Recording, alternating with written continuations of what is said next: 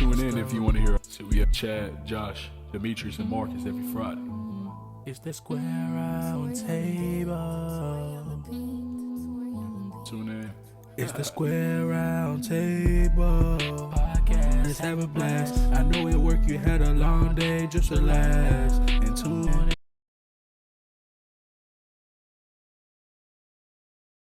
All right. What's going on, my freaks and geeks? This is the Square Roundtable podcast. I want to thank all of our viewers and listeners for coming out and joining us for another amazing show. And guys, we have a very special guest tonight. We are so thankful that he was able to take time out of his busy schedule to chat with a couple of nerds. So without further ado, guys, I would love to welcome the legendary actor and puppeteer, our friend and yours, Mr. Noel MacNeal. Yes, the legend took time from cleaning the cat box. Yes, thank you. That's what we legends do. Hey, we appreciate everything. I'm not gonna nerd out the whole podcast long, but you are specifically, it was like, considering we're black and nerds, it's really blurred. If we're gonna get really specific here, it's blurred. We're blurred. Use the correct terminology. Don't back away. Just own it and just move on. Yes. Got you. Yes, of course, black nerds, so we are blurs, and we've definitely been a part of that, like literally our whole lives. Joshua's the youngest out of all of us, but me and Marcus, we're right at 30's door. But ever since. And how old is young Joshua? Young Joshua. I'm 23. Wow. Yeah, so you've definitely been there from the beginning, and we're just here tonight to definitely honor you and chat a little bit. Yeah. So before we jump into anything, what we like to do here at the Square Round Table is just get an idea for how you're doing. I know we talked a little bit before then, but how's the mental health? How's everything been going for you? I know it's a new year. You're just getting off the holidays. We talked about getting fat because of the Christmas and Thanksgiving food. Oh, yeah. So how have you been doing? Yeah, between the fat and the depression of just saying before, like how Christmas just sets you up. Like the December just sets you up with Christmas, Hanukkah, Kwanzaa, just like every party, every little get together, every little excuse to try this, nibble that, listen to music, go to a concert.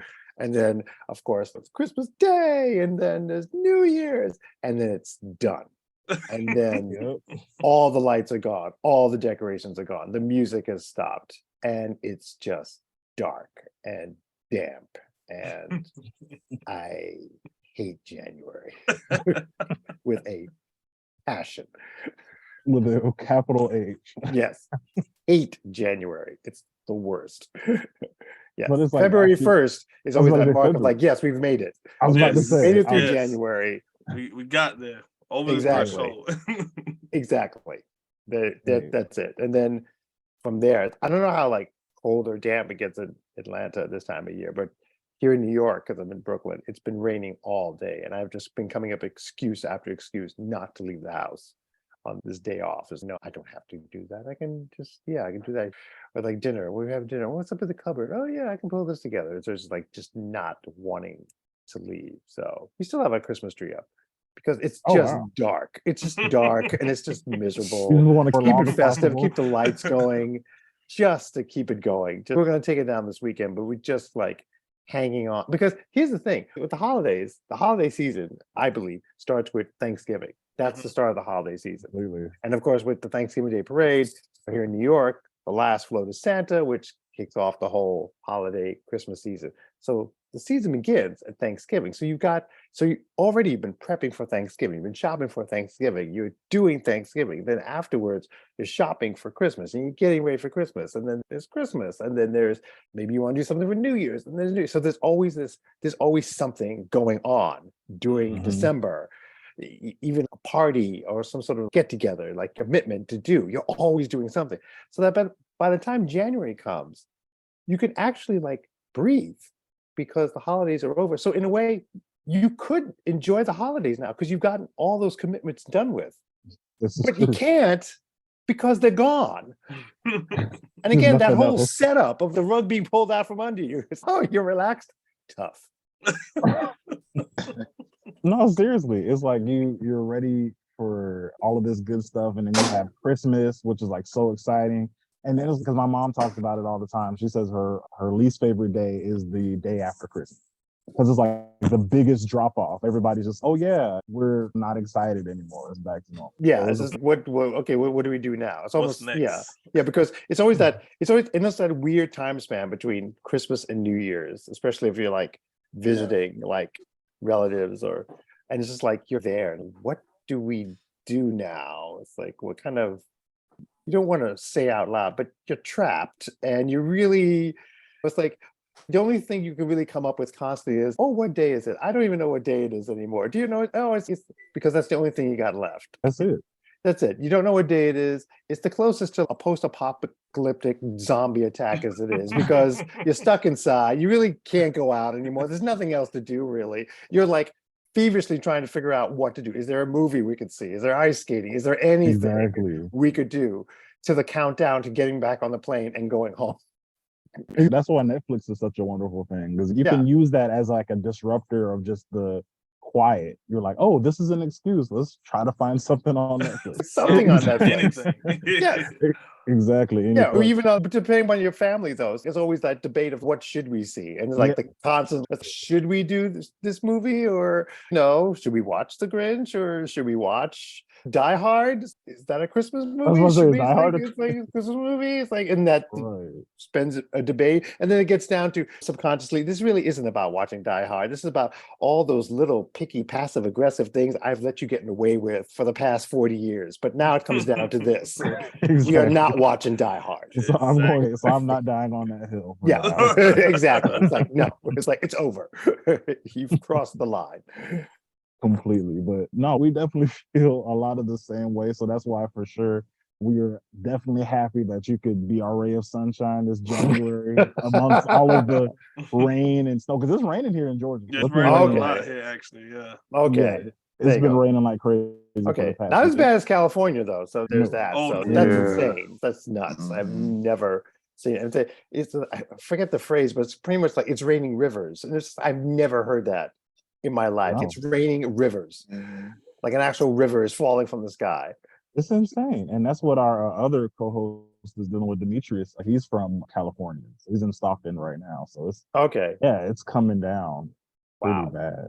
So yeah, I definitely hope it gets better soon. They did such, I guess, extremes. So it's either really hot to where trees are catching on fire, and that was this. Couldn't just get a little rain.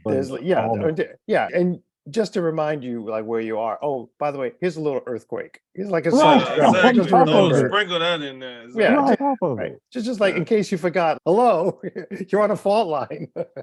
Yes, it's always right. Any second, Phoenix, Arizona could be the new West Coast. So just to remind you of that. Exactly, it is insane. So that's why I'm glad we don't have to deal with any earthquakes or any of that. It's just Georgia is just hot. It's just hot on top. This is For no hot reason. and wet. Basically, we just get mostly hot rain.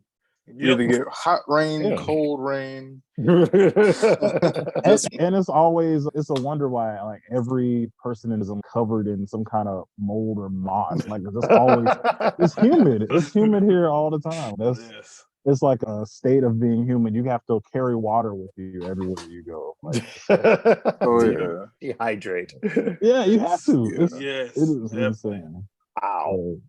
I would love to. That's why I'd love to go to New York sometime and just get a change of scenery, not have to worry about just bursting into flames when I walk outside. Oh yeah, I mean it does get hot here too, but we had the added advantage of having a subway, so you always have that treat of what smell am I going to encounter on this trip, combined with heat and humidity and several questionable members of humanity. Oh goodness! Yes, constantly living through that constant Star Wars line. What an interesting smell you discovered.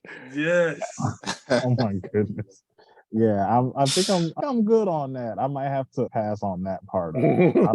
I guess we have MARTA, but we don't have to, go that route. No, I've ridden MARTA like one of the last times I was in Atlanta. It's adorable. It's really, and I say that as it is. I say that as a survivor of the New York subway system. It is just cute. I expect it to pull into the neighborhood of make believe at the next stop. It's just so sweet. It's like, welcome to the Magic Kingdom. It's just quaint. No, that's interesting you say that because I always feel cool when I'm on MARTA. This must be what New York feels like. I guess not. I guess not. Yes, if Disney did a version of a New York subway, it would be MARTA. Yes. Wow. Yeah, let's grime up the Understood. monorail, and that's MARTA. Yes. There you go. There you go. Wow. Understood. So we'll definitely put some respect on New York subways now. We got you. We got Yes. Yeah, MARTA doesn't have like rats going up the you. Ooh, stairs with a piece of pizza in their mouth. I can't. Rodents going up the stairs with their takeout, you don't got that yet. Oh, that's scary. It's like you that's the one thing, Marcus, like here, you rarely even see like a rat or anything. Like Yeah, I almost you do. lost my mind when I saw on the other. Like, Yeah. what is this creature? Like, What is this? I was in Disney World one time years ago. It was the Magic Kingdom at night, and we were leaving and Mhm. by the castle, and all of a sudden, like this nose like sticks out from the hedges, and we just all stopped. Oh God! And then the rest of the head comes out, and the little ears pop up, and we're like, "Oh, it's a bunny!" oh my goodness. But immediately the New York like instincts. Oh God, it's Exactly, a like, rat. it's a rat, it's a Bunny! rat. It was a little, and he just hopped over to the other side. Oh. I love how all of you have a collective PTSD. Any kind of animal or rodent, you're like, oh, that's a rat. Like, It's a rat. immediately. Yes, exactly. That's rat. like the knee-jerk It's like, reaction. Oh, yep. That's it. That's I was like, that's it. It was like, what is it? Like, where's it going? What's happening? Yes. Yeah, that's part of the wildlife here. Although we do have wildlife. I saw, what was it, last year before? It was it was like in 2020 during lockdown. I was looking out the window at neighbor's yard, and it was Mhm. like this huge, my wife said, oh, look at that. That's a huge cat along the fence. And I looked out, and she didn't have her glasses on. I said, honey, that is not a Oh, cat. wow. It was a raccoon. Whoa. Oh, goodness. Yes, and we're in the middle of Brooklyn, and it's a raccoon because we're also a block away from Prospect Park. And so there's all kinds, there's raccoons, there's rabbits, there's like wow. ducks, geese. So one time someone actually saw a deer in Prospect Park. They have a little bit of everything. And I don't like raccoons. They have thumbs. Like I don't really Oh, they can be nasty. It can be nasty. yeah, I don't get down with that. Yeah, no, this is not Miko from Pocahontas Kids. Do Right. not You see how no. Disney just set everybody up for failure like that? Like Exactly. so, It's a no. little more like if Rocket Raccoon really just started just like foaming at the mouth, that's Yeah. more realistic of There a you go. That- that's the raccoon. perfect. There you yeah. go. Rocket still has some sensibility of socializing where he'll curse you out, but at least he's cursing you out as opposed to just like going for your throat. Exactly. I would rather that. Yeah. No, Yeah. Can't do the right thing. They eat like literally everything. So I'm good. One of the things we definitely want to get into, we talked a lot about how you're doing, and that's good. We're all doing well. Also trying to get past the January slump, trying to make it to February. But one of the things we want to talk about is your background, because we know, of course, you have a huge career in puppetry and you've done so much in different like avenues. We just want to know, number one, where did you grow up? And where did your passion for acting and specifically puppetry come from? I grew up here in New York, in central Harlem, and in this place called the Lennox Terrace. Now, get any thoughts of like tenement and gangs out of your head, because this was more like the Jeffersons. It was a wonderful apartment building with a terrace and a doormat. It was like the first of its kind in Harlem, and Wow. that's where I grew up. And at the time when I was growing up, there were more puppet shows on TV. There was like Mhm. Sherry Lewis and Lamb Chop. There was everything I'm about to say, just Google it. Sherry Lewis and Lamb Chop. There was Captain Kangaroo. There was Mr. Rogers. There was Paul Winchell, who was a ventriloquist, and he had a show called Winchell Mahoney Time with his two characters. Paul Winchell also went on later to be the original voice of Tigger for Winnie the Pooh, as well as many Hanna-Barbera characters. He also co-invented the artificial heart. So there's a little piece of puppetry. Pretty for cool. you. Yeah, yeah. And then when I was about like 7 years old, one Sunday night, there was this half-hour show on our local PBS station, Channel 13. And it was this half-hour show talking about this brand new kids show coming on tomorrow morning. And it was hosted by two puppets.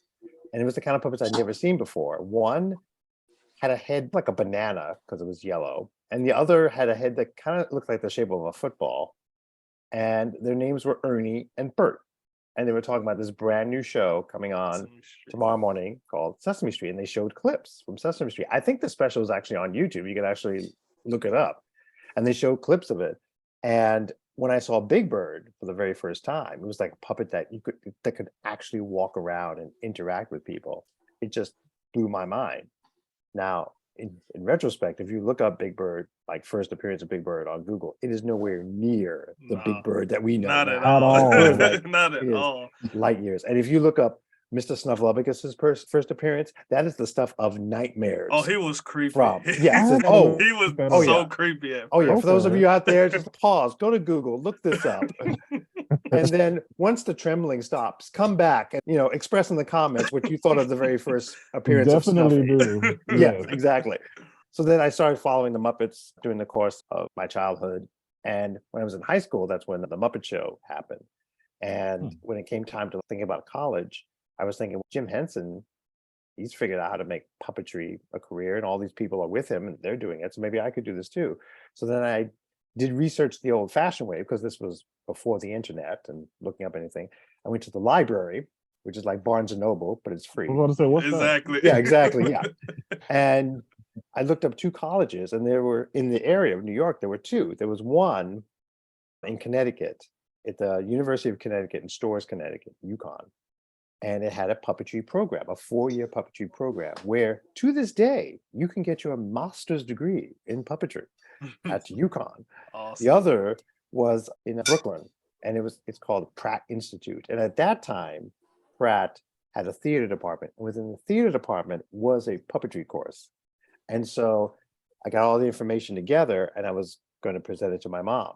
Now, my mom was a single mom. My dad walked out on us when we were 18 months old. And so she pretty much had taken 2 jobs to put me through private school, because when it came time to junior high and high school, in our area of Central Harlem, there was the school where the kid got stabbed or where the kid got shot.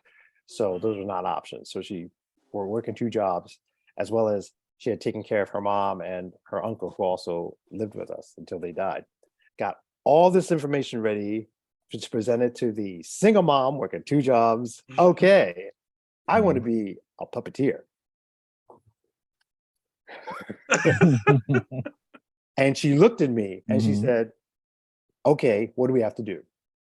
Oh, there's this school and there's this school. Okay, what do we have to do?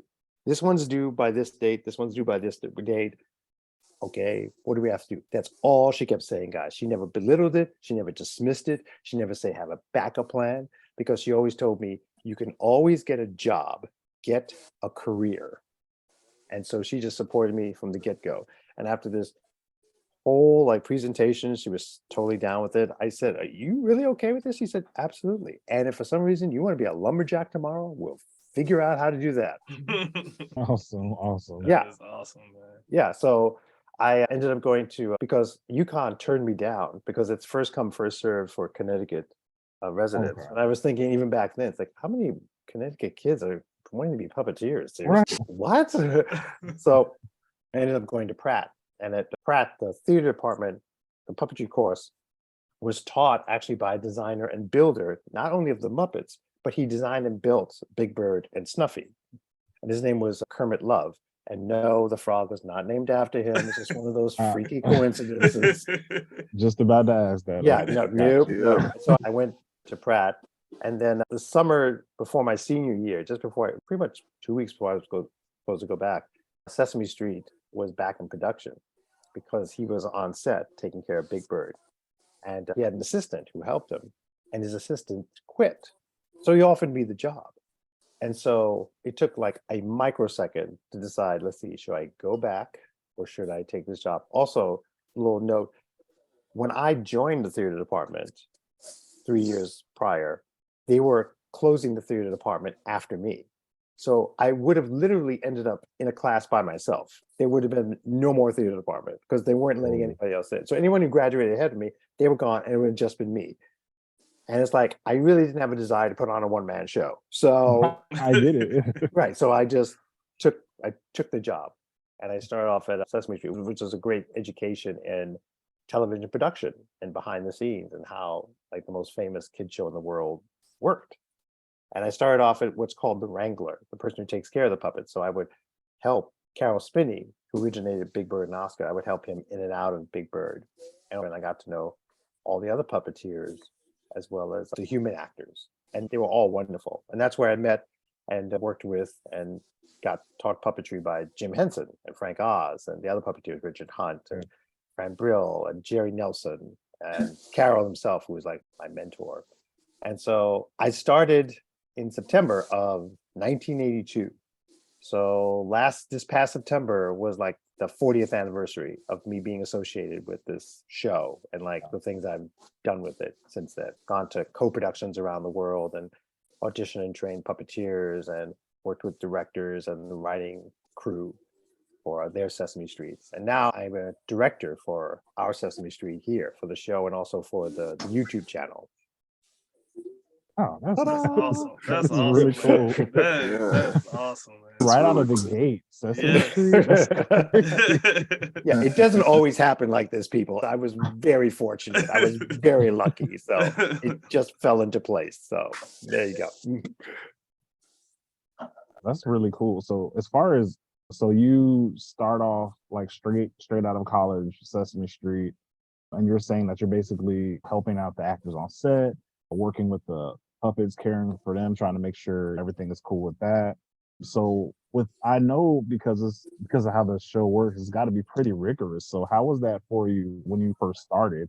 I know your head was like all over it. Oh yeah, it was incredible and also intimidating at the same time, Yeah. making sure that everything, because you have to make sure the puppets are prepped before you give it to the puppeteer, and like any props that they need to use or have, or any costume elements they have to have, it has to be right. And you have to make sure it's right for them. And then there are production meetings. So you get these, like I remember the first week, I got this pile of scripts, and during lunch is the production meeting. Sometimes they would extend lunch to an hour and a half, because depending upon how lengthy the scripts were, but usually it's an hour. So the cast goes off and have lunch, the crew goes off and have lunch, but we would go upstairs and have the production meeting with the director, the producers, and the prop department, costume department. The writers never showed up. At that point, like the writers had done their job and they just never showed up, which is a good thing, because sometimes they would just tear the script apart in terms of this doesn't make any sense, this isn't going to work. And just out of the blue, there's like item 1, cut. There's like, for reasons like there's not enough, the show's too long, there's not enough time, cut it, or just they just didn't find it funny, like cut or just strike it. There must be an entire, I don't know, room of scripts. There must be volumes of unused bits from Sesame Street that just never got made. And so you just go through and you make sure, okay, this puppet we need, this puppet we need that, and just go through. And then eventually when that show comes up, that's when the Henson shop would bring over like whatever props or costume elements were needed and for that particular bit. And that was back when Sesame Street was an hour. It was an hour show. And the production started in September and would wrap around like March, like early March. And we would do something like over 100 shows, because that was back when it was like daily. And so it was like a daily show. And so a season of Sesame Street would be like something like 130 shows or 100 something, but like 20, 25 of those shows would be reruns from a previous season. The rest would be brand new shows. And that would just air every single day until they pulled the episodes off HBO Max. You could get a sense of that because the show was an hour and you got a sense of the format then. It was like there was the street story.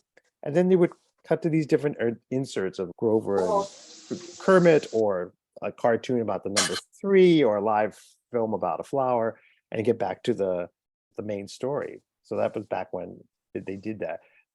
They still have production meetings now, and they still have going through stuff. Like we're starting next Monday, we're starting season 54 of Sesame Street. And I'm directing 2 days of these segments that are called Monster Foodie Truck. And it's with Cookie Monster and Gonger, who make recipes for kids who call in. So we're doing that next Monday at the set, which is at the Kaufman Studios in New York. So, wow. Yeah, and going to other countries and who have their own Sesame Street is an adventure, because we take our humor for granted, this sort of like tongue-in-cheek satire kind of shtick. We take it for granted. Other countries didn't grow up with this. I remember I was in Palestine, had a Sesame Street, and they were rebooting their Sesame Street, and they were bringing it back. And because it had been a co-production with Israel, but now they were having their own Sesame Street, and so they were bringing it back. And so they had writers, a couple of writers who had never written for TV before, let alone for puppets. And so through the interpreter, I was like telling them like with Sesame Street, how you teach things through entertainment. Like the first rule is make it funny. Second rule, make it funny. Third rule. Funny. And then within that is like the actual lesson. And so I would show them examples from our Sesame Street. And then I said the next day, come in and pitch us an idea. And then maybe if it's good enough, you'll actually get to write it and use it on your Sesame Street. And so the next day came and this young writer pitched his idea. Now with Palestine, every Sesame co-production has like sort of a curriculum for that particular season they're going for. Like India, when I went there, it was about hygiene and clean water. Japan, when they were rebooting theirs, it was about emotions and how to express emotions, because the Japanese can be very reserved. For Palestine, for their reboot, they wanted their theme to be identity, like identity of who you are as a person, who you are in your family, who you are in your community, who you are in your country. So identity was very important to them. So he pitched this idea where it's a split screen. And on one side is the Sesame Street character who answers the phone. And on the other side, the split screen, is their Muppet friend in the Gaza Strip. And it's hard for the Gaza Strip Muppet to hear their friend talking because of all the bombing and the gunfire in the background. Ooh. So the Sesame Street Muppet wants to make their friend feel better and ties a little note and ties it to a Muppet bird that flies out of frame. A moment later, on the Gaza side, you hear a gunshot and feathers fall onto the head of the Gaza Strip Muppet. And I said through the interpreter, a world of no. I understand what you're doing. Yeah, what you're trying to understand do. what you want to do. Yeah. But this is not the way to do it, because it's still Sesame Street and it's still this sense of a safe haven. And yes, the outside world does intrude occasionally, but there is a way to handle it. So I said to everybody else, how could we take this story and make it so that it could help kids through this situation of worrying about somebody that they know and love in the Gaza Strip? And so it came down to the human character is worried about his friend in the Gaza Strip. And the two Muppets come by, see their friend is sad. So they're trying to think, how can we make him happy? And they come up with ridiculous little scenarios, even dress up like clowns. They're trying to do balloon animals that blow up and it just keeps flying out if they can't do it. And in their attempts to try to make him happy, he smiles and they ask him, do you feel better? He says, I do. And you've actually given me an idea. So that's when they draw this picture, the three of them, and they roll it up and they use one of the balloons and they blow it up and they tie the drawing to the balloon, and the balloon rises up and sails over the buildings, like towards the direction the Gaza Strip would be in. And so it helps their friend feel better. It was about like empathy and recognizing how you can help somebody feel better. And the young writer through the interpreter said, you watered it down. And through the interpreter, I said, you're damn straight I watered it down because it's Sesame Street. Right. Yeah. So it's just adjusting for like other countries. Other countries have, Ireland didn't even have, usually they have a street, like India has like a street. And Mexico has a street. Even Germany has a street. Ireland, they were more used to a magazine format, almost like 60 Minutes version of it. So it was called Sesame Tree, and it was about this Muppet monster who lived in a tree. He was agoraphobic. He was afraid of like outside, so he would send his little Muppet like bird friend to go out and explore, and it had all these screens. The UK version of it was called the Furchester. And it was set in a hotel. If Faulty Towers met the Muppet Show, And because the British are more familiar with farce. And so it was set in a hotel. So you just adapt the Sesame to that particular culture and heritage. Oh wow. So basically the idea is just the format of how you guys teach through comedy and using your puppets. You don't necessarily have to use the same name. So none of it, they don't have to be called Sesame. Oh no, yes, it translates to other languages. Like in India, it's called Gully Gully Zim Zim. Wow. But then if you can use the word sesame, they prefer it because it's a branding thing. So it's like, That's what I was thinking. There's a business. So there's like in Nigeria, Sesame Square. In Mexico, it's Plaza Sesamo. In Germany, it's Sesame Strasse. Yes, it's just so warm and fuzzy. Sesame Strasse. I was Yes, Sesame Strasse. Sesame I love Strasse. that. Welcome to Sesame Strasse. Right. We're going to have fun. It's like, how am I supposed to feel? It's like, okay. Supposed to have fun. You're having fun now.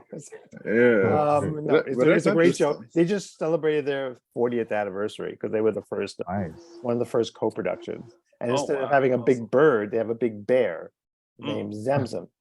Wow. And instead of having a grouch, because Oscar represents like that person who's just different from you, who has just a different outlook and a different viewpoint. That's what his sole purpose was, is to be just like somebody who's completely different, but you respect who they are and the choices they make, even though it's something you would never choose to do. So that's what Oscar is.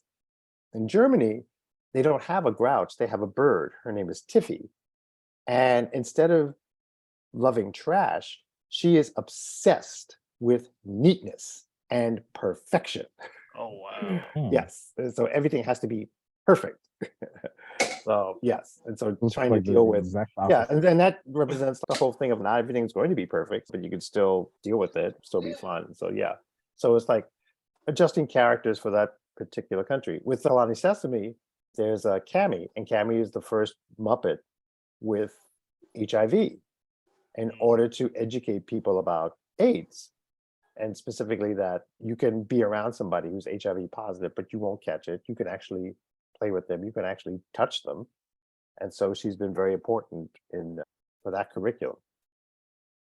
No, I mean, it's like you were definitely blowing my mind right now because of course, just being here and not paying attention, you just don't know, how this property is handled in different places. And you've been overseeing pretty much how these things get formed in other countries. That's so cool. How long have you been doing that for? I've been associated with the show since September 1982. So I started as a wrangler, then I became like a background puppeteer. So I transitioned out of that, became like a puppeteer and assisting puppets. And then I became a big, so I would fill in for Carol when he wasn't available. Really? Yeah. And now I began to direct. So yeah. But during that time, I've also been able to go to the co-productions back when you could actually do that, when budgets would allow that. Come here. My kitty. Oh, look at that. There you go. Welcome to the Yeah. Square Round What is Table. going on? Her name is Lola. She was just like going back. Hello, Lola. Hey, What Lola. happens when you complain? Wait. Don't bother mommy. Yeah. So Sesame brags that it's the longest street on earth. So forget No, Broadway. completely. It's Sesame. Yeah. Yes. But between that, I also got to do like other shows, and like I did commercials and a couple of movies that had nothing to do with Sesame Street. So I was in the third Teenage Mutant Ninja Turtle movie. I was just about to say we have to absolutely look. You gotta look at Marcus's shirt right now. You gotta. I really didn't do this on rocking purpose. the- either. It was just in the draw. Of course, just throw pull a it shirt out. on real quick. Look at this. It totally wasn't on purpose. Quinky dink. Yes, absolutely. Yeah. Yeah. And you also did Ubi. Yes. It was just like the most basic puppet you could think of. It's like your bare hand and some taxidermy eyes. That was it. So Ubi was funded. It was a very interesting show because they can only talk one or two sentences at a time. And then we were going to do, for the last season, we were going to do a musical. And we kept wondering how are these characters going to do a musical. They only talk one or two words at a time, but it worked. Yeah. It's totally great. It's on. You can watch it on. I think it's on Paramount Plus, and you can watch it It was on for the longest time on Nick Jr. during the day, and then it got shifted to like the middle of the night, 2-3 o'clock in the morning. But apparently, it was still popular during that time because that's when all the college kids would come home, and after a great evening, and Right. just sit Yes. back and watch the Watch some good old talking movies. hands with the balls of eyes on their knuckles, and yeah. But it's like you just happen across it because I've done that too. Like you just Yes, happen me across it and too. it's and you're stuck. Like you just Yeah, you can't. just right. can't Like take your you eyes just off can't of turn it. away from it. Yeah, you it's like, just what can't. is this? Yes, there's something from your childhood. It's like, oh, I remember. It's like it wasn't a fever dream. No, you actually saw this as a Okay. child. Got you. But wasn't the Mandela effect is actually No, it's a thing. but it actually Yes, happened. Like, it actually happened. yeah, so that's the thing with because I worked on another show in the 90s. It was called Puzzle Place. And some people remember it, but some people don't because unlike Nickelodeon, Nick Jr., or like the Disney Channel, back then they would have a schedule. And so the shows would be on specific times. Your local PBS station controls their own schedule. In some markets, it would be on at 7 o'clock in the morning or 7:30 before kids would go to school, or it would be on at 4 o'clock in the afternoon or 4:30 after kids came home. But sometimes it would be on in the middle of the day. Like here in New York, it was on at 10 o'clock in the morning. So depending upon what market you're in, you probably don't remember the Puzzle Place or ever saw these characters before. No, and that's definitely true because that's how it was for me with my string tape switches. I'm just gonna turn the camera off. But yeah, that's how it was for me with Between the Lions because it just seemed like it came out of nowhere. Did you guys watch Between the Lions growing up? Man, I'm a PBS kid, man. Yes, I watched Between the Lines, man. It sounds Come on now. familiar. I mean, Well, you're a little too I've young. seen some Yeah, stuff, it's but you a little Chad and too Marcus young, are Josh. fossils, so Man. so yeah. Yes, I definitely remember that show. That was my favorite show because I like to read books, and I used to love to go to the library. Back before even though we had computers and stuff, we still went to the library to research and do stuff. So I always thought it was cool that it was a show with my favorite animal, which was a lion, Right. and they ran a library. So I was like, why not? This is perfect. So it definitely was one of my all-time favorites growing up. Awesome. No, Yeah, really it was a cool. fun show. I got to work on the last 2 seasons. We shot both last 2 seasons at the same time, and it was in Jackson, Mississippi. Oh, And wow. yeah, and it was fun. It was great. I got to do Lionel, and he was a fun character. And the show itself was just like really fun to do. Yes. And it was created by Chris Surf and Michael Frith and Norman Stiles. They were all veterans from Sesame Street and the Muppets. So that's why I had that certain classy, like shtick comedy It sense. definitely It did. really did. Yeah, and just kind of like outrageousness and silliness. Yeah. I think Yes. my favorite like side bit from that show wasn't it a cliffhanger? Yeah, cliffhanger. And he Yes. never got off that cliff. Yeah, man. exactly. Just a little animation. It's just like the hanger hanging from a cliff. Yes, there's just Oh yeah. all the time. Yes. Yeah, and he yes. never got off. Never. Sometimes he would get off and then fall and then right he back fall on. right back. Right. And So- I always thought it Okay. was cool too that the mouse was an actual mouse, Yes, like sir. computer mouse. I thought that was really cool. So, Yes, and it was Exactly. click yes, the click. mouse. Yes. And then there was Busterfield, the statue, and Mhm. pigeons who lived up above yes. the lobby. So it's just Yes. like, yeah, it was. And then all these characters, because you had the lions, had like Flick, you had Busterfield, you had the monkeys who were like running around. Yes. Then you had Artie Smarty Pants Oh man, yes, I remember. and this sort of like this bizarro puppet. And yes. his mommy, Swami Mommy. And he would like just reach into the word of the day. Let me reach into my smarty pants. And he was just reaching into his big pants. Yes. Out this word. Yeah. Yes. Oh man. Just thinking, could you get away with that today? Probably not. Probably Probably not. not. Probably No. not. But it was like his little dance, like, ooh, ah, dance in smarty pants. And then reached in and was like, where's the word? Yes, it was great. It was like awesome. It was like, I love that was the best part of the show for me. It was Artie Smarty Pants. Yes. It was great.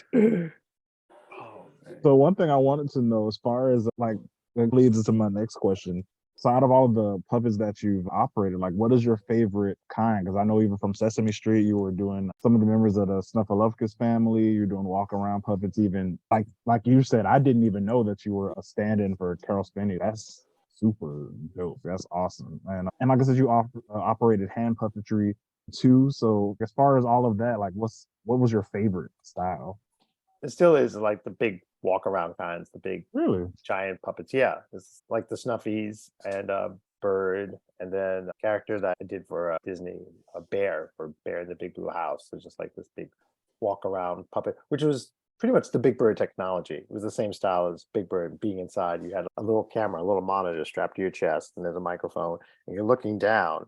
And my right arm was up through the neck into the head, doing that, and there was like a little trigger for Bear's like little eyebrows, and my left arm is in his left arm, and it's the same thing with Bird. That's how Big Bird's done the same way, and so it was great being able to like walk around and not be like hidden around anything.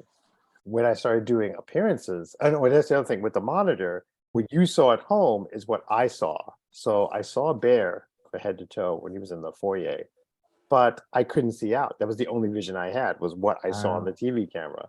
And so if you ever, it's on Disney Plus now. Yeah, it's on Disney Plus. So if you look at it, if like in the beginning, the foyer has the rug and it has these thresholds in the doorway for the living room. It's the little strip of wood at the bottom of the doorway for the living room and the dining room.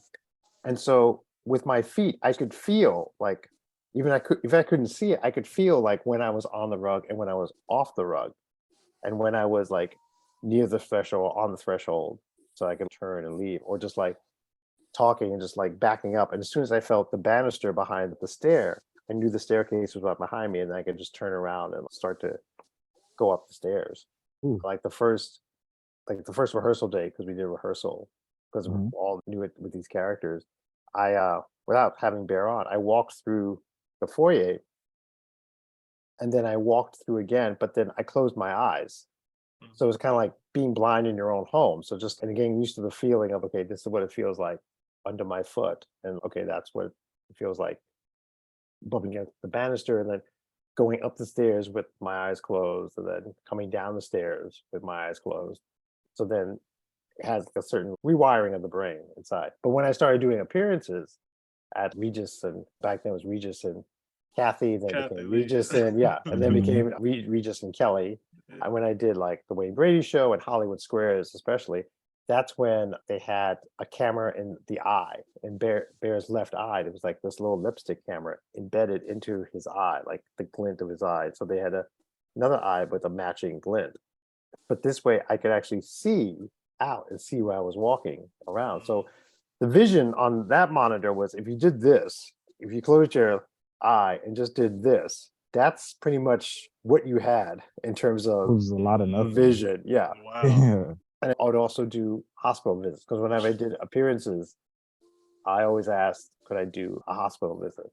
And I did. So that came in handy too, because then Bear could actually walk around like down the halls and like peek into rooms and say hi and all that. So it really helped. And then when I was on TV shows like Hollywood Squares, I would have that camera in the eye, but then I would also have the feed from the TV show. So what you saw at home is what I see. So then I had two monitors strapped to my chest, one for the eye and then one for the TV camera, the TV That's feed. a whole lot. So I know that. I know That that had to is. be disorienting. that's It's a just whole like, lot of electronics going on. So it was like, okay, Yeah. so it's like, Yeah, but it's like you an just Iron Man suit. right. Oh, and the image on the monitors is backwards. It's not a mirror.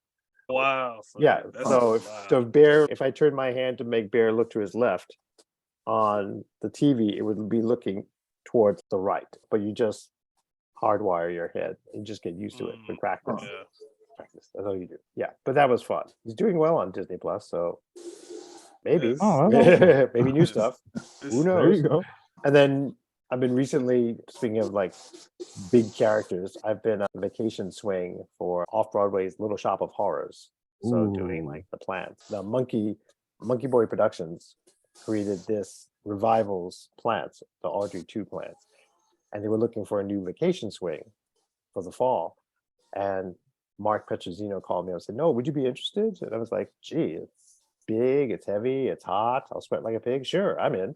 And so nothing I haven't done before. So in terms of big body puppets, but the Audreys have been like great.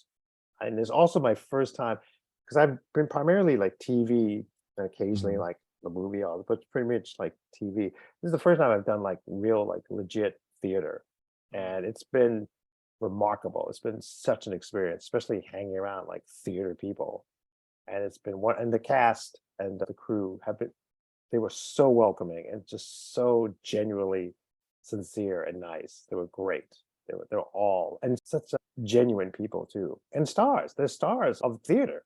Like I've been working with stars of theater. It's awesome. It's like when I came in, Rob McClure was a Seymour. Rob McClure has done so much theater. He was in like, you look him up on YouTube. He was in Honeymoon in Vegas. He was in Beetlejuice. He was in Something Rotten, and he was also in Avenue Q, like a touring production of Avenue Q, which is why he was so good. There's like the one Audrey 2 puppet that he has to perform. He was like great at it. He was so good. But he actually fanboyed over me. He's like, why? Because he grew up watching Eureka's Castle. And so he loved Magellan. And that was the dragon that I did. Again, another big puppet that I got to sweat inside. So it was great. So I had one of the promotions of Pizza Hut back then was they had these little rubberized versions of Eureka, Batley, and Magellan. And I had one, so I gave it to Rob because he was leaving and Matt Doyle was taking over. So for his last day, I gave Rob Magellan, and he just he was just like, it was great. But that's how really like sweet he is. And then Matt Doyle took over, and Matt's such a great guy. It's wonderful. He just won the Tony from being in the revival of Company. And he's just like a remarkably talented, sweet guy. It's like really good. And everybody there, all the other, because I'm what's called a swing. And that means it's if somebody calls out, because this past like a couple of weeks, there's this thing, I don't know if you've heard of it. There's this thing called COVID. Like, I know it seems new. I don't know. I had to Google it. Just think, what's a COVID? Yeah, it's weird. It's and they just called out. I got COVID. And so been filling in, and so it's been great. So it's been awesome. That's awesome. Okay. And I know. Oh, go ahead, Josh. You're about to say something, man? Oh, I was gonna just ask, what is a vacation swing? But because I was like, wait a minute, I don't know what a vacation swing is. Oh yeah, cool. It's like those theater terms. Like, what is like a vacation swing? It's like vacation swing. Is that a dance? It's like, is that what you do at the playground that you're visiting? Is a vacation swing? Yeah, it's a swing. Is there's an understudy. So an understudy is for a specific character. There's an understudy for Hamilton or an understudy for Burr, and you learn their part called the track. So you learn their track, their dialogue and their songs, and also their choreography. A swing is somebody who would learn Hamilton's track or Burr's track or Madison's track or Lafayette's track or pretty much almost all sometimes the male tracks if you're a guy, or the female tracks if you're a girl. So then you could easily just jump in to any of those roles in case that person called out. So you can like pretty much swing in to that role or swing into another role. It's where the term comes from, I'm guessing.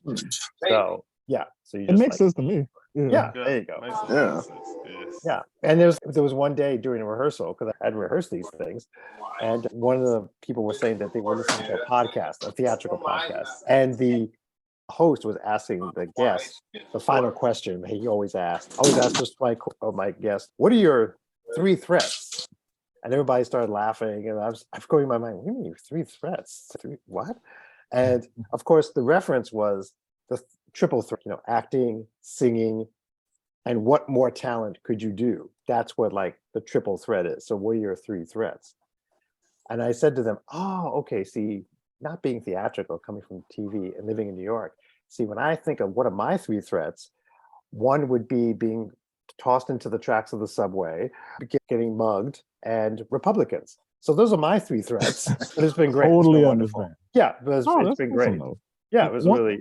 One thing that I want to ask you too, because I know for people that perform huge characters. Like I'm a huge horror fan, right? So a lot of those guys, they might have a mechanism for maybe some cool water ran through their costume to keep them from literally falling out. So what did you do to stop from literally passing out with all these big characters you've been doing over the years? With Bird, you could easily just pop him off because you wear Big Bird's legs and feet like a pair of pants. So you just like, and the rest of them, you just take them off and you just slip them on. It's easy.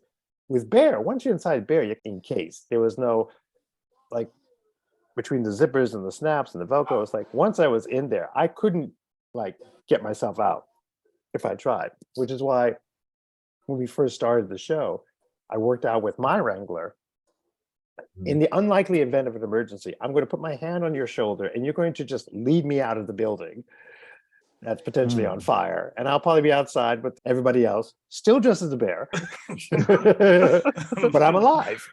So there we go. But yeah, it's like I've always liked big body puppets. They're just, to me, they're just more fun. You can have more fun with them. So in the Snuffy costume, were you in the front or in the? I was in the front. I've done the back once, never again. So what's wrong with It's just it takes two people to do Snuffy. So in the front, Right. and normally it's Marty Robinson, who's just like a virtuoso with the expressions Snuffy does. Marty also originated the plan and the puppeteering for the original production of Little Shop of Horrors off Broadway, which just celebrated its 40th anniversary this past fall. So when he's in Snuffy, when I've been in a Snuffy, you're inside and there's like this harness you wear so that if you tip forward or back, it's connected to the rest of Snuffy's head so that you can move around. And there's a candle for the mouth and there's a little trigger for the eyes and the eye blinks. And then there's a monitor that's attached to the side. So this way you're looking over. So you're doing all this, but you're looking at the monitor to see how to do Snuffy's expression. And in the back, because that's where Snuffy's profile is like starts here and it like slopes down. So in the back, you're crouched. You're like in a sumo like squatting position with like bent over slightly with your own monitors so you can keep track of like where you're going. It's a little tiring, especially depending on how tall you are. So I did it once.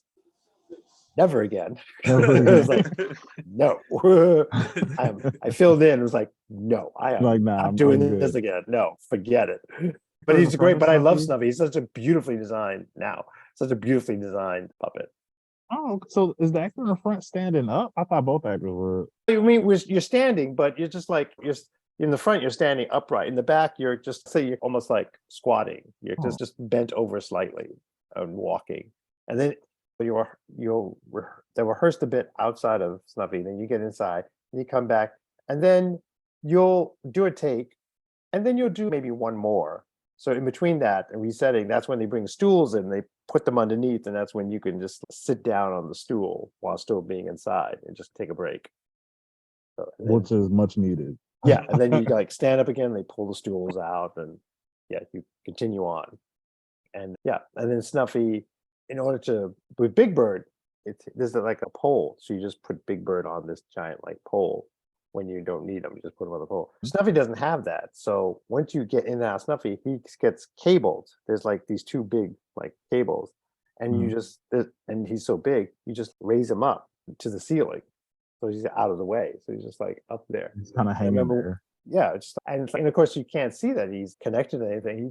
And Marty makes a point of always closing the eyes. So this way you look up and Snuffy just like with his eyes closed. And I remember one time, back when I was wrangling, a kid came in and saw Snuffy up there. And he asked me, he's like, why is Snuffy up there? And I said, trying to think fast because the kid, like, I said, oh, you see his eyes closed? He's asleep. And when Snuffleupagus' dream, they float. So that's why he's up there. I think my answer would have probably started for like I said before, like Big Bird's pants and feet, you wear like a pair of pants, and then Big Bird's on this pole. So then Carol would rehearse with just like the pants and the feet on, but have his hand up, and he would like do the lines and rehearse while Big Bird was like on the pole standing by.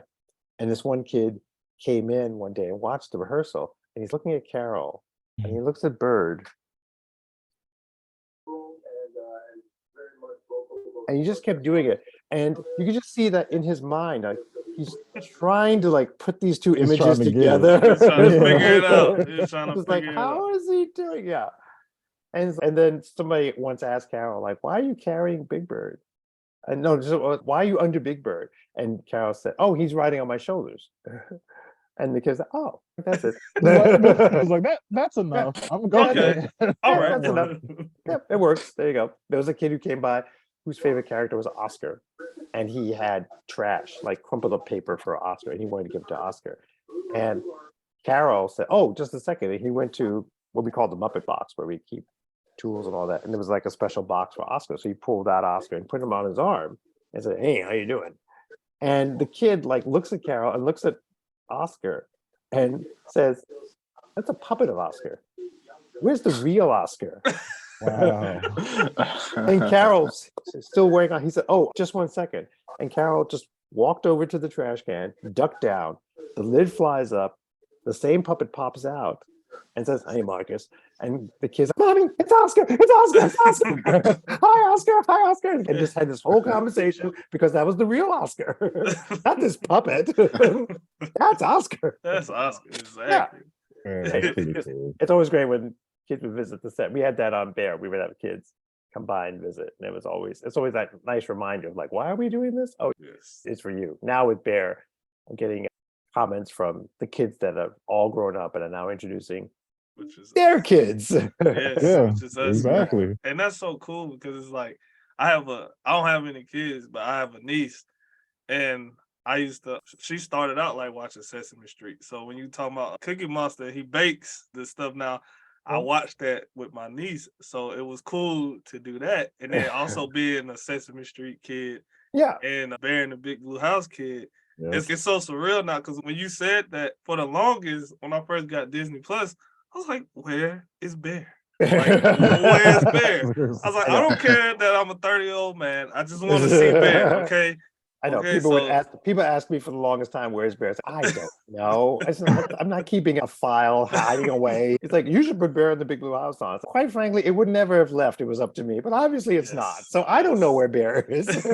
But it's good to have him back, man, because just that song, when it's time to go, you just like, no. But you love the song, but you was just like, no, it's not time to go. Ever since back in 2020, I have this puppet of Bear. So it's a puppet of a puppet, which is very meta. It was made for me by a dear friend of mine, James Voightal Jr., and who was one of the people who made one of the original Bear hits. So he knew exactly what to do. It came about from our friend Paul McGinnis and Haley Jenkins, who are two talented puppeteers. Paul and I worked on the Disney series, The Book of Pooh, which is on Disney Plus. And Haley was puppeteer. She is, if you've heard of the show Don Quixote, it's like she's Don Quixote. And so Paul and Haley were getting married.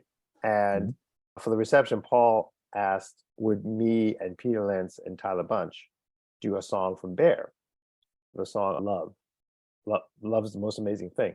And because Haley was one of the puppeteers for the Bear puppet show at Walt Disney World. And I said, sure. And then I started thinking about this. That's going to be really weird and creepy, like three guys up there like doing these voices. So I had this idea of, okay, I'll make some puppets. I'll make Pip and Pop puppets and then give them to Peter and Tyler.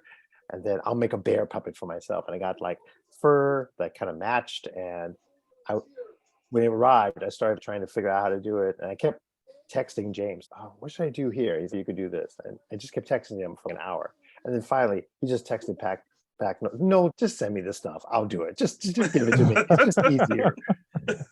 And so the day of the wedding came and he knocked on my hotel room and he came in and the bag and pulled out this like gorgeous. I could never have done this in my wildest dreams. Never could have done this. It's just beautiful. So I have this puppet of Bear. And so during the lockdown, my son, who was at the time 14, he said, Dad, you should go on TikTok. And I said, what's a TikTok? After a 30-second condescending explanation as only a teenager can give you, he explained what TikTok was. And he said, and you should use your bear. And it's like, why? He's like, millennials love bear. They'll love it. Ow. Like, He wasn't wrong. He all was right. not wrong. And I did a video, and it just took off from there. Couldn't believe it. And all these, some of them I've gotten like millions of likes. It's just like insane. It's just like how people just like glommed onto this. And that's why I'm on a Cameo too with him and doing like little greetings. So then Bear back on Disney Plus, they primed the pump. Yeah, remember this guy? Now he's finally back on TV. Yeah. And now people are asking me like about merchandise. Like, we love merchandise. Can we get some merchandise? Again, I don't control this. Exactly. I don't have a closet of t-shirts standing by to give you. I don't do this, people. Yes. I'd like some merchandise too. I don't have it. Be patient. Maybe if we do something new, there'll be some Right. merchandise. There you go. Yes, That's there we it. go. All we can do is Yeah. hope. Wait this long. Wait a little You're longer. right. Wait a little bit longer. We Just got you. just a little bit. Yeah. It's still like really interesting how Bear and Big Bird were just like these intricate puppets. Because I just thought they were the Chuck E. Cheese mascot, or it's just like a real. This is basically just like a kind of like suit. Yeah, it's not. That's the difference between a mascot or a costume. Is the fact that it's a puppet. It's a puppet you wear. So the same principle you would use for doing Kermit the Frog or Elmo, like putting your hand inside and moving the mouth, is just inside of a puppet. It's a puppet you wear. It's the same principle. Mickey Mouse is not a puppet. Chuck E. Cheese is not a puppet. The Philly Fanatic is not. Mr. Met is not a puppet. Those are costumes. Those are mascots, which is a whole different thing. But Yeah. these are actual puppets. People say, "Oh, it's a costume of Bear." I have to correct them. No, it was a puppet. Puppet, yep. A All right, puppet put of some Bear. respect on it now. Yeah, it was a All puppet. right. And also, did you?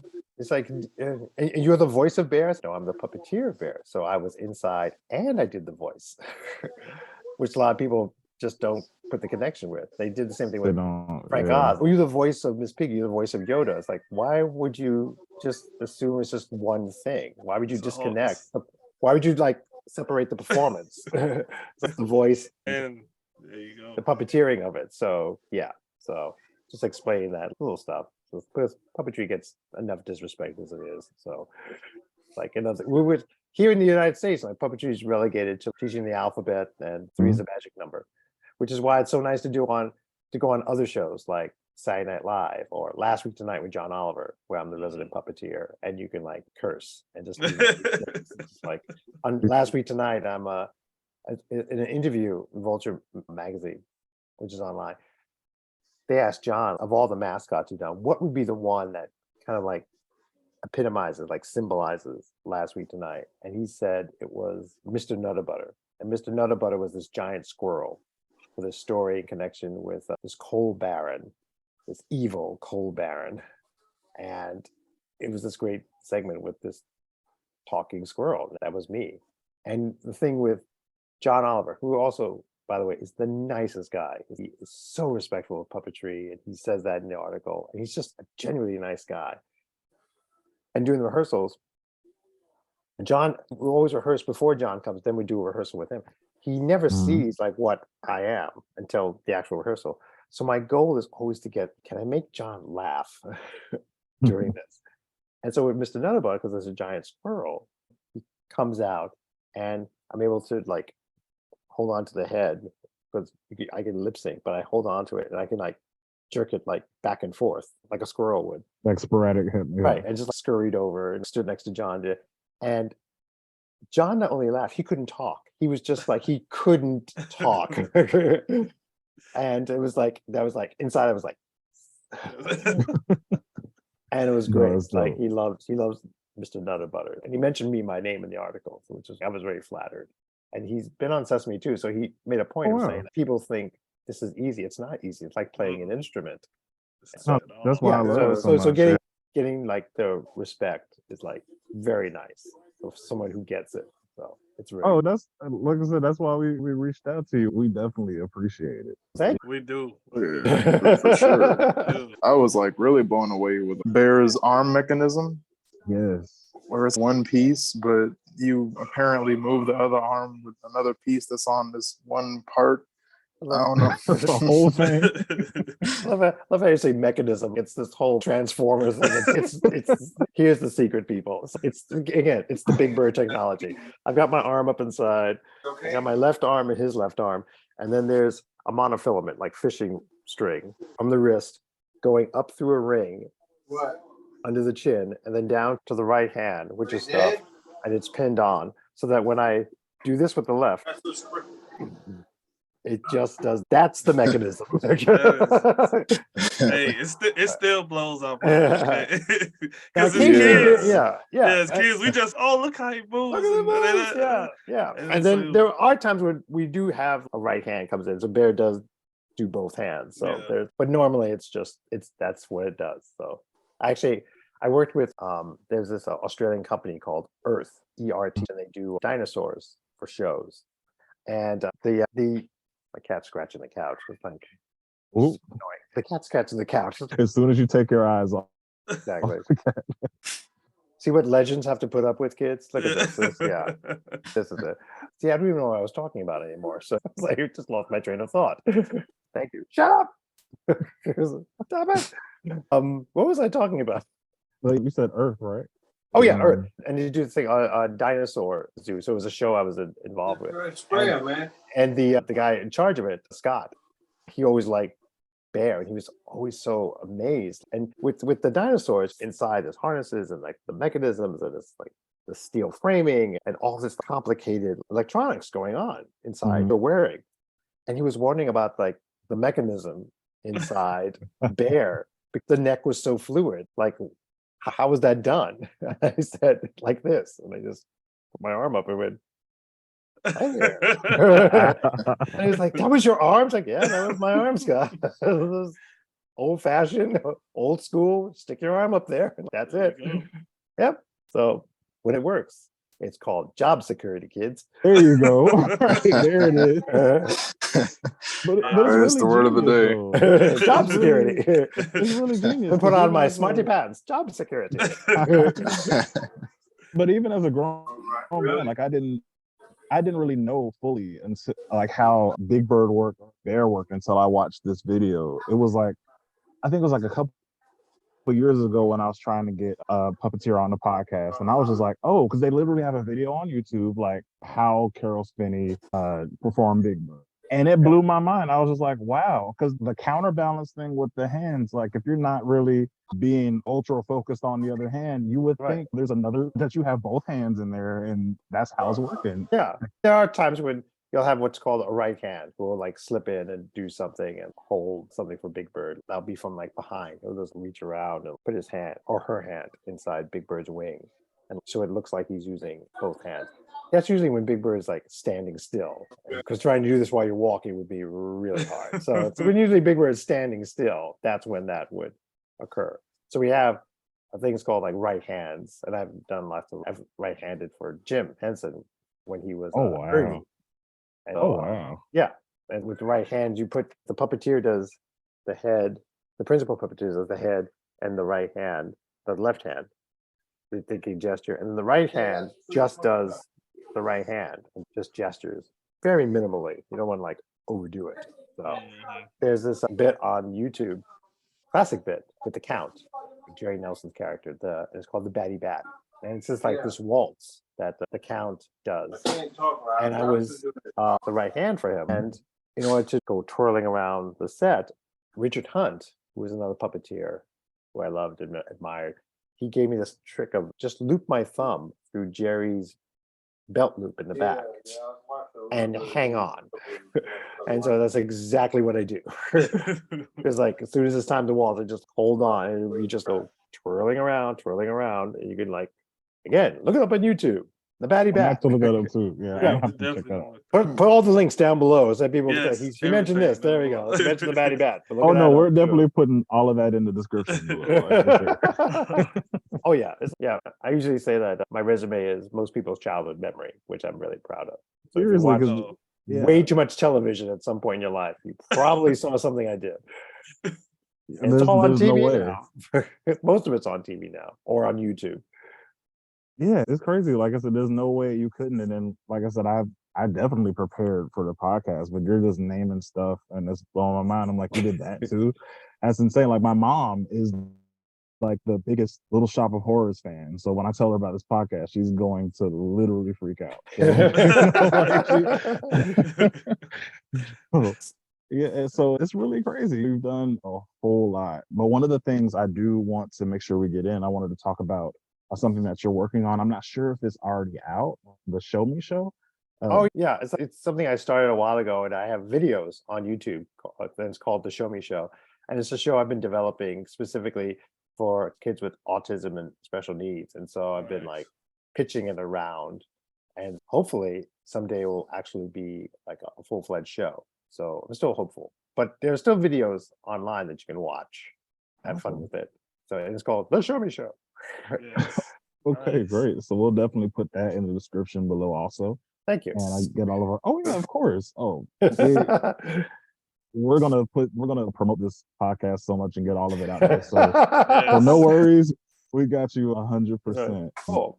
And then I wrote my memoir, and that's going to be coming Ooh. out through Amazon Publishing in the next few weeks. Oh, nice. So we There you will go. definitely. So yeah, we'll definitely be bothering you in the email. Hey, we're putting it out. So, Hey, so we're gonna get all of that stuff out there. for you to just being the promote. nerds. Exactly, we got you. Well, just being the nerds that we are, though, we have to know. Hold on, chat. The blurs. He told you to say it, man. Thank you. Thank you, Marcus. See? So all the blurs out there, my apologies. Thank Being you. the blurs that we are. We're getting a Black Doctor Who. Come on. That's never going to happen again. So enjoy this. No, we definitely are. But so we have to know, especially since Marcus is wearing the shirt, how did you get to be Raphael, basically? Where did that even come from?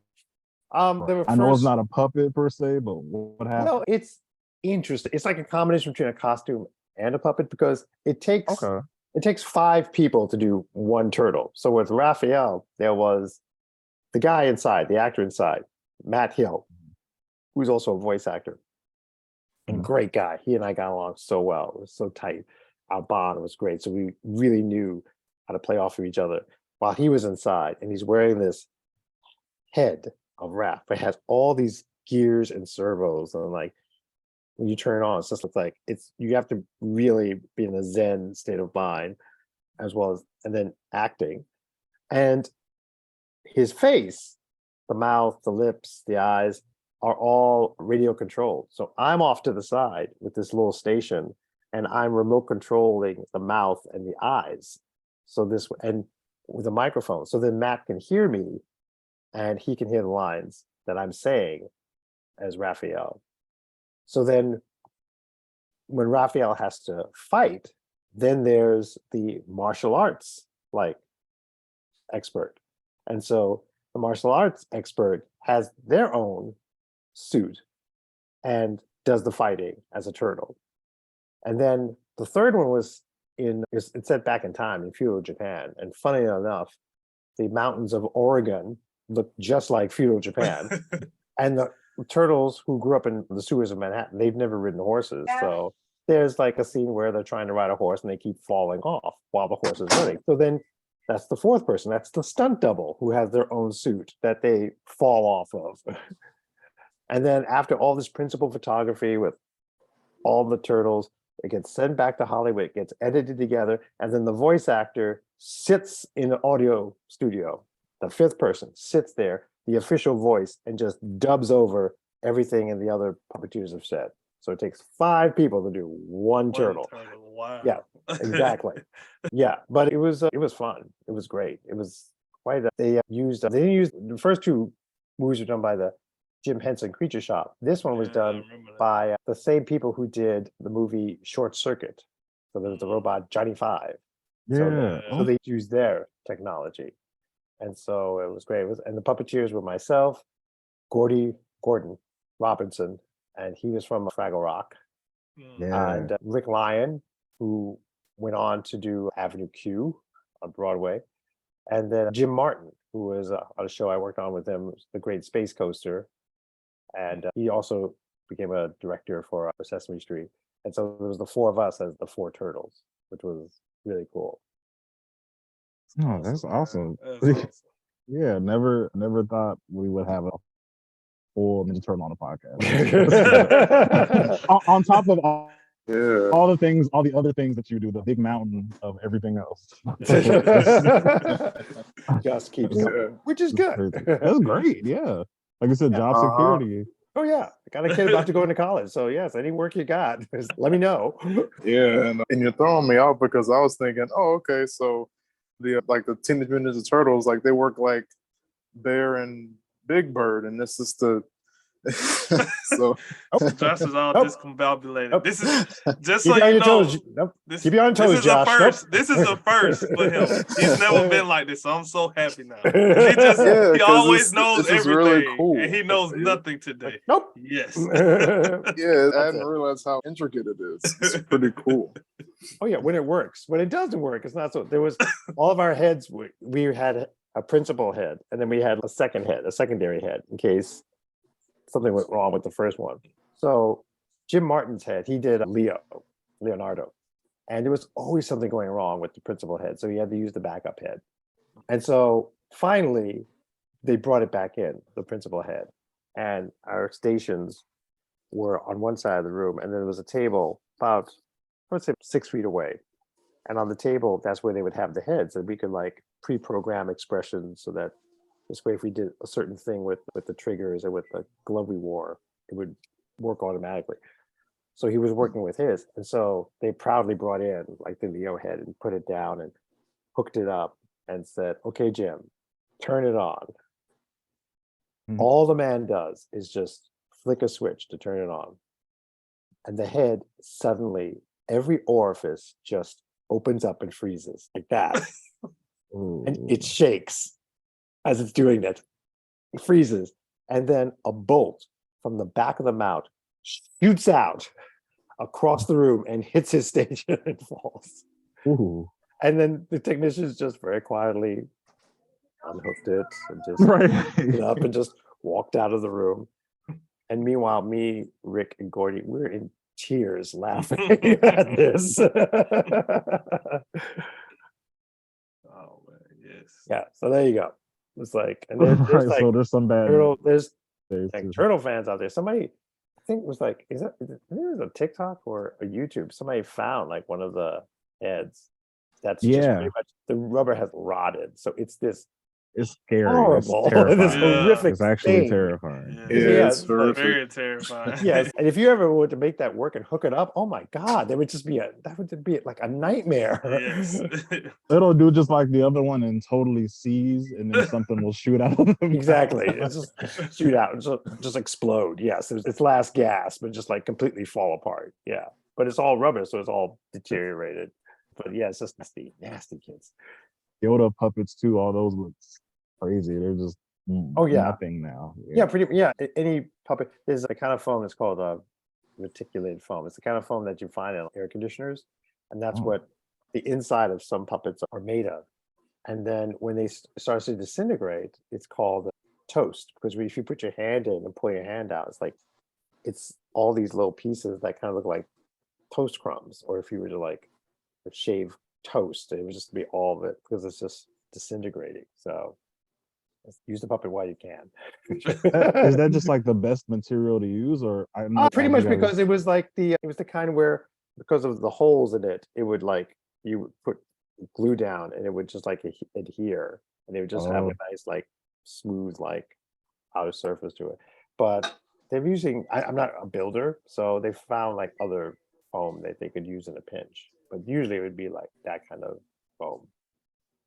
Oh, okay. So I've done puppet workshops. I've told kids like puppets are made out of this kind of foam that you would find in air conditioners. Do not open the air conditioner. I was about to say the next thing they're going to do when they get home. Do not open the air conditioner when you get home. I was about to open the air conditioner. Yeah, don't. Not Josh. Don't do it. Please. It's not worth it. No. Okay. Yeah, but that's out of foam, out of fleece, out of fabric, out of, again, bare hand, eyeballs. There you go. That's it. There you go.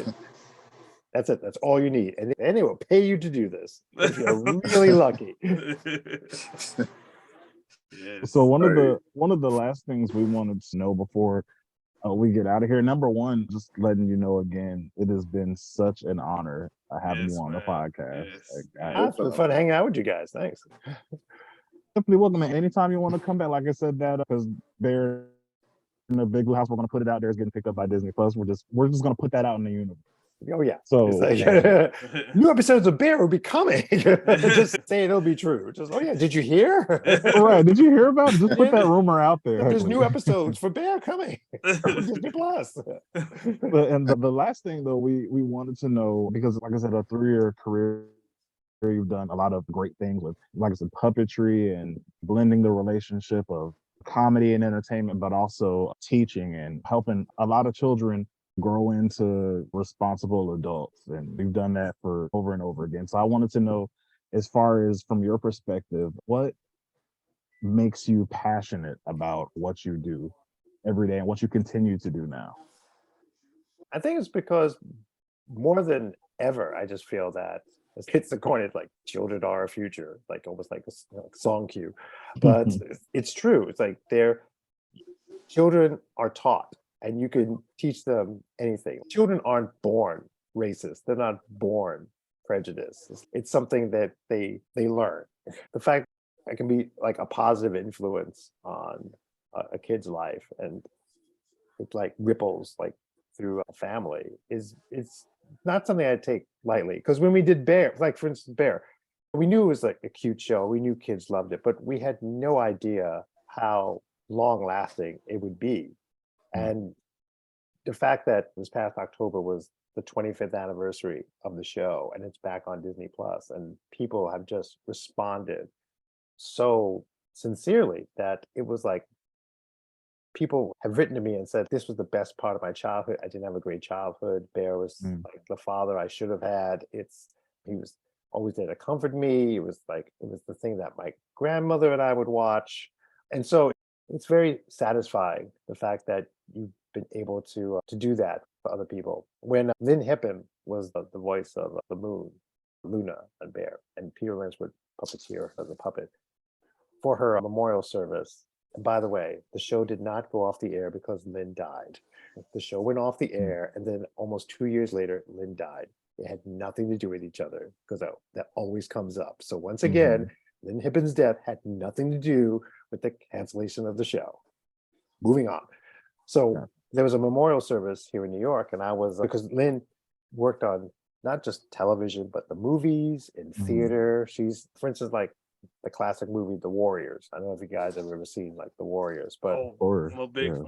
Oh yeah, the DJ, the narrator, that was Lynn. Yeah, that was her. Yeah. Yeah. And she told me about it. She said she pretty much went in for a day and just did it in a couple of hours. That was this classic, iconic character.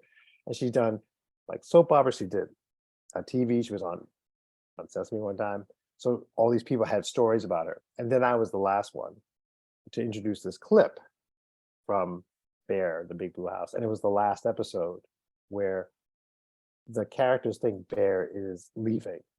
And it turns out he's just leaving to go on vacation. He's won this trip that he can bring 5 of his closest friends. So he brings Pip and Pop and Ojo and Trilo and Tutter with him to this like Sequoia Lodge, this hotel, which by sheer coincidence, the room happens to have a balcony that he can step out onto. And Luna rises and she's shocked. She's like, Bear, he's like, you're here?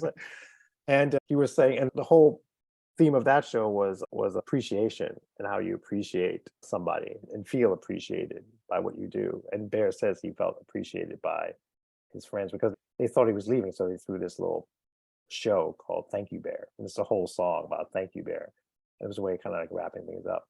And Luna said that she was very proud of Bear's friends for making feel that way. And she said that one life touches another each day. It'd be nice if we could touch each other's lives in a as positive way as possible. And that's pretty much like the whole point of like life, and just encountering people, just being as positive as you can. This past Christmas, I was giving presents to my wife and my son and all that, but I thought, what present am I going to give myself? So I decided I gave myself the gift of hope and just optimism and just being positive.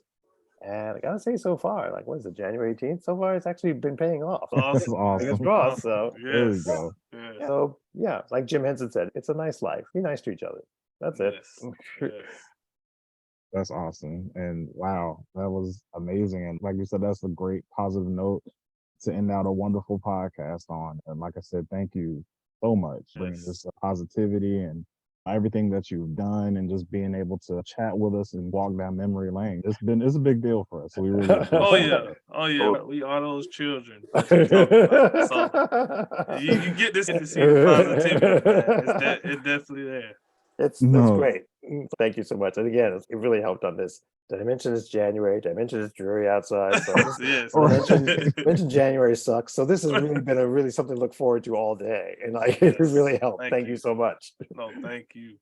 And before we get out of here, definitely let all of our viewers and listeners know, like we talked about your show, we talked about Disney Plus, but the floor is yours. Mention it again. Let everybody know what you got going Oh, on. it's like the Show Me Show, which is on YouTube. And it's my little channel with all these little videos with myself and like all these little puppet characters. I'm on Cameo. So if you'd like to have Bear do a little birthday greeting or anniversary or just a little reaffirmation of you're a great person, you can do that. I'm on Instagram, Noel MacNeal. And there's also Instagram for a Show Me Show. And I'm on the TikTok under this is Noel MacNeal, and there are videos I've done with my bear puppet as well as other little videos I've done. But the bear seems to be the one that gets the most views. So it's like I'm trying to do other things, and my son's like, "No, Dad, they want bear. That's all they want. Where's You the gotta- bear? You got to give the people what they want, Dad." It's like, read the room. It's like they want bear. That's it. Although I gotta say, the algorithm of TikTok makes no sense. It's like We were just talking about Yeah. that. and, Yes. Oh my- my son's 17 now. It's just and if a teenager can't figure out the algorithm for TikTok, then it really doesn't make any sense. We're So it's doomed, like, right? yeah. We're doomed. Oh, he told me about this thing. Okay, one guy, I don't know if you heard about this thing. He's like, Dad, do you want to be a part of my Be Real? I was like, yo, what? And he explained this app that's now see, read your faces. I'm thinking, oh, good, it's not just me. Okay, so apparently there's this app now, and it's only becomes active like once a day, where for 2 minutes you have a 2-minute span where you can just post exactly what you're doing at that particular moment, and it's like you haven't prepped anything, you haven't rehearsed anything. That's why it's to be real, and it'll take a picture of take two pictures, so the front of your camera and the back of your camera. So if you're with somebody, then that side will get photographed and then you'll get photographed. So he did this tonight because as he's saying this to me, I said, I have no idea what you're talking about. Can we just do this and I'll understand it better? And we did it. It's like, okay. So let's do another picture. He said, no, the time's up. That's it. I was like, oh, okay. And it's posted? He's yeah. I was like, oh, okay. I was like, all right. I was like, all right. I don't know. So it's this thing, guys, called Be Real. So We'll have to. Well, have guys, fun. you think we should? I guess we should get the score roundtable on Be Real too. Let's do He was it. like, Okay. yeah, Be Real. So I was like, okay. But apparently it's just short. You're allowed 2 minutes. And like, that's it. Okay. I never even heard of this app before today. This is my first time hearing. And see, you guys are young, so it's like, I feel vindicated because even you didn't know. I have no idea. None at all. Right. No. Even little Joshua has no idea what's going on with this Be Real. Nah, like I barely know what Instagram is. Like, Be Real, I have no idea. Okay, there we No. go. So that's Cool. it. So it's like let's Completely whippersnappers with their new app. So I'm have telling fun you, with that. that's how I feel about TikTok. Like you said, TikTok totally, because we have a TikTok with our podcast, Oh, and cool. and all of us are as a collective scared to touch it. We don't even post anything. We don't know what to do. We don't know with what TikTok. to do. What are we doing?